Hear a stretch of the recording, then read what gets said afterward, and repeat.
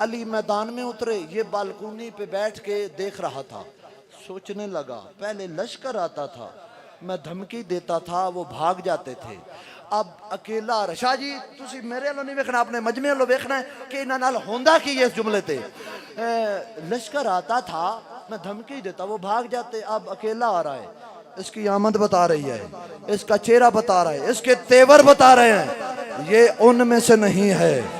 اوے یہودی ہو کے من گیا کہ علی ان میں سے نہیں، تم مسلمان ہو کے کہتا ہے کوئی فرق نہیں یہ نصارو،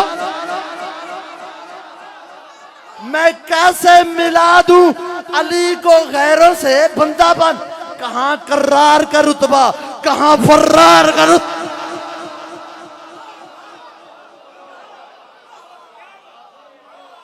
اللہ اکبر۔ آج جائیدہ نا جو بڑے چلان دے خطرے ہو رہے ہیں، جس ملک میں چلان کے ذریعے ملک کی حکومت ملک چلائے اس کو ملک کا پھر اللہ ہی حافظ ہے، چلان بڑے ہو رہے ہیں نا۔ میں ایک دفعہ ایک میرے ٹوبہ میں رہتے ہیں، ان کے ساتھ نا ساجد بھائی ہیں ٹوبہ بخشی پارک میں، وہاں مجالس پڑھتا رہتا ہوں، وہ موٹر وے میں ہیں۔ میں نے ان سے ہنسی مذاق میں بیٹھ کے کہا یار آپ کے پاس سپیڈ چیک کرنے والے کیمرے موجود ہیں، کہیں ہمیں بزرگوں کی سپیڈ بتا دو، جتنا جرمانہ ہے ہم بھرنے کے لیے تیار ہیں۔ یاد ہے خیبر؟ یاد ہے خیبر کس طرح بھاگے تھے؟ تاریخ کہتی ہے گھوڑے پیچھے تھے وہ آگے تھے۔ زندہ باد یار میرا بجوا، زندہ باد میرا بجوا، اللہ اکبر۔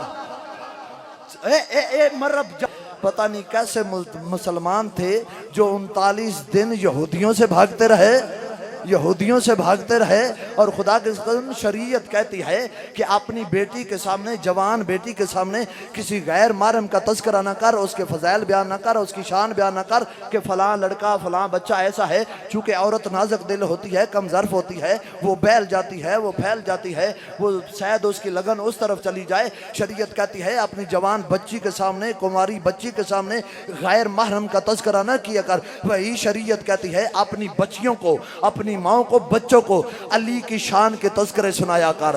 تو ایسا کیا کر، اپنی بچیوں کو بتایا کر بیٹی ہمارا ایک پیر تھا، نبی کے ساتھ وہ جنگ کے لیے گیا تھا، جنگ عروج میں تھی، وہ نبی کو چھوڑ کر مدینے پہنچ کر اپنی بیگم کا ہاتھ پکڑ کے کہتا رہا بھابی مدینہ کتھے رہ گئے؟ اے اللہ